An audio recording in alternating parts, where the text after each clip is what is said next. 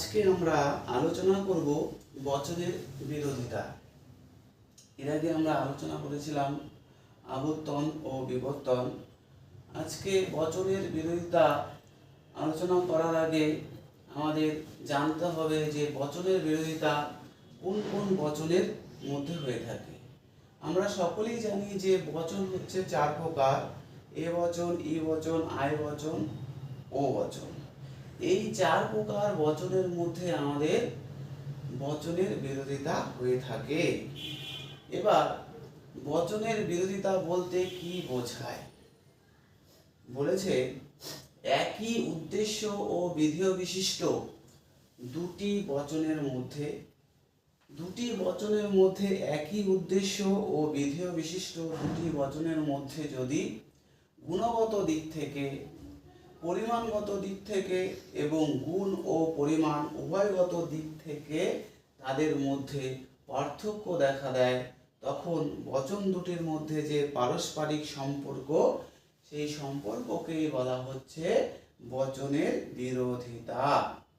তাহলে আমরা দেখলাম যে বচনের বিরোধিতার ক্ষেত্রে গুণের দিক থেকে পার্থক্য থাকতে পারে, পরিমাণের দিক থেকে পার্থক্য থাকতে পারে এবং গুণ ও পরিমাণ উভয়গত দিক থেকে পার্থক্য থাকতে পারে। আমরা একটি উদাহরণের সাহায্যে যদি বোঝার চেষ্টা করি, আমি এখানে একটি উদাহরণ নিলাম যে এ বচন সকল কবি হয় মানুষ।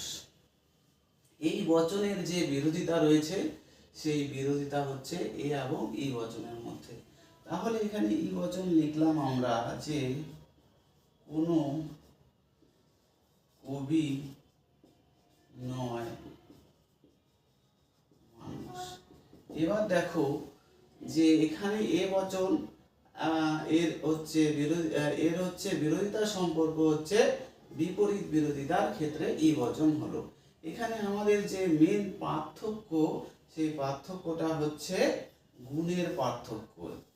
হয় জায়গায় হচ্ছে নয় হয়েছে, অর্থাৎ দুটি সামান্য বচনের মধ্যে একই উদ্দেশ্য ও বিধেয় বিশিষ্ট দুটি সামান্য বচনের মধ্যে যখন গুণগত দিক থেকে পার্থক্য থাকছে, তখন আমরা তাকে বলবো বিপরীত বিরোধিতা।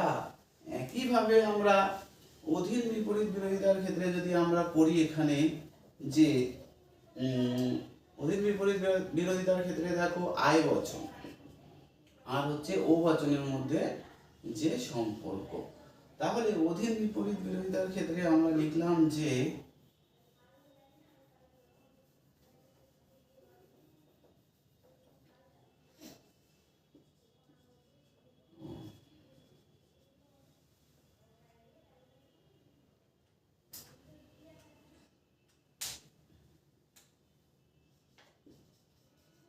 কোনো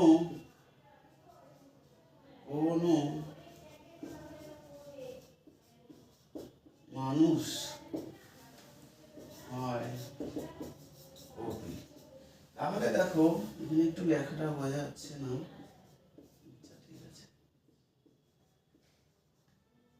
এবার কোনো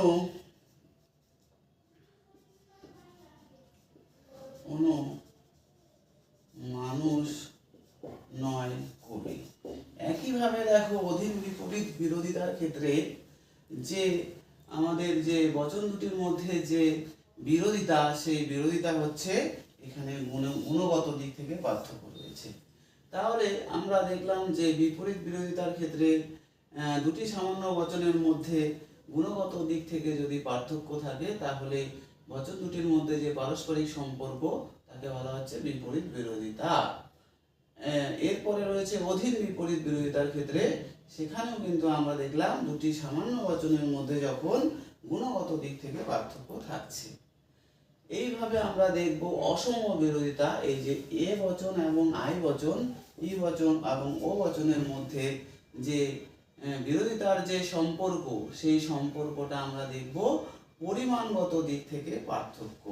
সেই সম্পর্কটা আমরা দেখব কোন দিক থেকে পার্থক্য, সেই সম্পর্ক আমরা দেখব পরিমাণগত দিক থেকে পার্থক্য। কেননা এ বচনের ক্ষেত্রে আমরা জানি যে এ বচন হচ্ছে সামান্য বচন, আই বচন হচ্ছে বিশেষ বচন। কিন্তু এ বচনের হচ্ছে গুণ হচ্ছে হয় থাকে, আই বচনের গুণ হচ্ছে হয় থাকে। তাহলে এই দুটি বচনের মধ্যে যে পার্থক্য রয়েছে সেই পার্থক্যটা হচ্ছে পরিমাণগত দিক থেকে। একইভাবে হচ্ছে ই বচন এবং ও বচনের মধ্যে যে বিরোধিতার সম্পর্ক সেটি হচ্ছে আমাদের পরিমাণগত দিক থেকে পার্থক্য।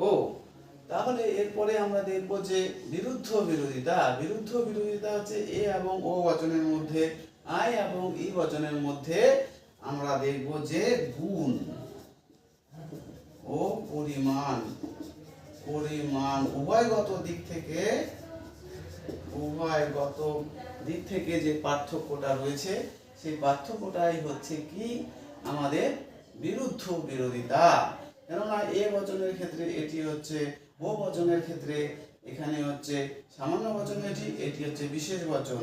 এখানে হচ্ছে হয় হচ্ছে সদর্থক বচন আর এটা হচ্ছে নয়ার্থক বচন, অর্থাৎ দুটো দিক থেকে পার্থক্য দেখা যাচ্ছে। সেম একইভাবে এ বচন এবং আই বচনের মধ্যে। এবার আমাদের সব থেকে গুরুত্বপূর্ণ যে বিষয় সেটি হচ্ছে যে বিরোধিতার ক্ষেত্রে যে সম্পর্ক আর সম্পর্কের ফলে সেই সত্যতার যে কি বলবো, সত্যতার যে নিয়ম, সেই নিয়মগুলো কিন্তু সব থেকে গুরুত্বপূর্ণ, সেই নিয়মগুলোই পরীক্ষায় আসে। তো সেক্ষেত্রে আমি বলবো যে বিপরীত বিরোধিতার ক্ষেত্রে অর্থাৎ এ এবং ই বচনের যে সত্যতার নিয়ম রয়েছে সেই সত্যতার নিয়মে বলা হয়েছে যে দুটি বচন অর্থাৎ বিপরীত বিরোধিতার ক্ষেত্রে এ বচন এবং ই বচন একই সঙ্গে সত্য হতে পারে না। একই সঙ্গে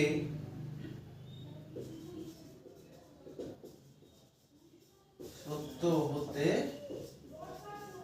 পারে না, আবার মিথ্যা হলেও হতে পারে। বলেছে এ বচন এবং ই বচন বিপরীত বিরোধিতার যে সত্যতার নিয়মটি রয়েছে সেই নিয়মে বলা হয় যে দুটি বচন একসঙ্গে সত্য হতে পারে না, কিন্তু মিথ্যা হলেও হতে পারে। একইভাবে হচ্ছে অধীন বিপরীত বিরোধিতার ক্ষেত্রে তার অপোজিট, অর্থাৎ বলেছে দুটি বচন একসঙ্গে মিথ্যা হতে পারে না, কিন্তু সত্য হলেও হতে পারে। অর্থাৎ বিপরীত বিরোধিতার ক্ষেত্রে যে সত্যতার নিয়মটি রয়েছে তার উল্টো হচ্ছে অধীন বিপরীত বিরোধিতার ক্ষেত্রে সত্যতার নিয়ম। এবার অসম বিরোধিতার ক্ষেত্রে যে সত্যতার নিয়মটি রয়েছে সেটি হলো এ বচন অর্থাৎ সামান্য বচন যদি সত্য হয় তাহলে বিশেষ বচন কি হবে, সত্য হবে। একইভাবে সামান্য বচন যদি সত্য হয় বিশেষ বচন কি হবে, সত্য হবে। আবার বিশেষ বচন যদি মিথ্যা হয় তাহলে সামান্য বচন মিথ্যা হবে। একইভাবে বিশেষ বচন যদি মিথ্যা হয় তাহলে সামান্য বচন মিথ্যা হবে। এখানে দেখবে একটি বিষয় লক্ষ্য করবে যে আমরা সামান্য থেকে বিশেষের দিকে যাব, সামান্য থেকে বিশেষের দিকে যাব, আবার সেইভাবে বিশেষ থেকে সামান্যের দিকে যাব, অর্থাৎ সামান্যের সত্যতা থেকে বিশেষের সত্যতা নির্ণয় করার চেষ্টা করব।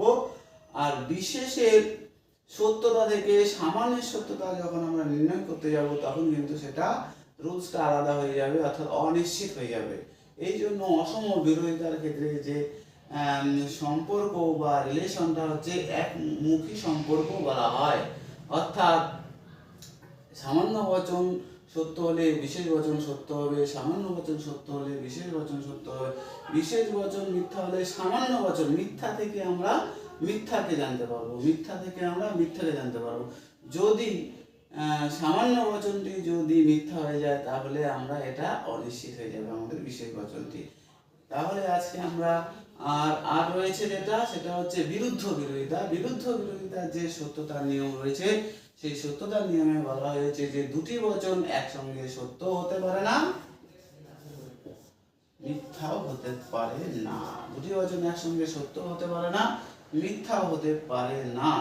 তাহলে আজকে আমরা যেটা বচনের বিরোধিতা সম্পর্কে আলোচনা করলাম, এই বচনের বিরোধিতা হলো গতানুগতিক, যেটা হচ্ছে প্রচলিত যুক্তিবিজ্ঞানীদের মতে যে বিরোধিতার সম্পর্ক, সেই সম্পর্কটাই হচ্ছে আমাদের বচনের বিরোধিতা। আর অ্যারিস্টটলের মতে বচনের বিরোধিতা হচ্ছে, তিনি দুই প্রকার বিরোধিতার কথা স্বীকার করেছেন। তাহলে প্রথাগত যুক্তিবিজ্ঞানীদের মতে যে বচনের বিরোধিতা সেটা হচ্ছে কি আমাদের এই 4 প্রকার যে বিরোধিতার সম্পর্ক রয়েছে প্রচলিত বা প্রথাগত যুক্তিবিজ্ঞানীদের মধ্যে যে সম্পর্কটা। আর অ্যারিস্টটলের মতে বিরোধিতার সম্পর্কটা হচ্ছে 2 প্রকার, বিপরীত বিরোধিতা আর হচ্ছে বিরুদ্ধ বিরোধিতা স্বীকার করা হয়েছে। আর আধুনিক তর্ক বিজ্ঞানী জর্জ বুলের মতে বিরোধিতার সম্পর্ক হচ্ছে 2 প্রকার, শুধুমাত্র তিনি বিরুদ্ধ বিরোধিতা স্বীকার করেছেন।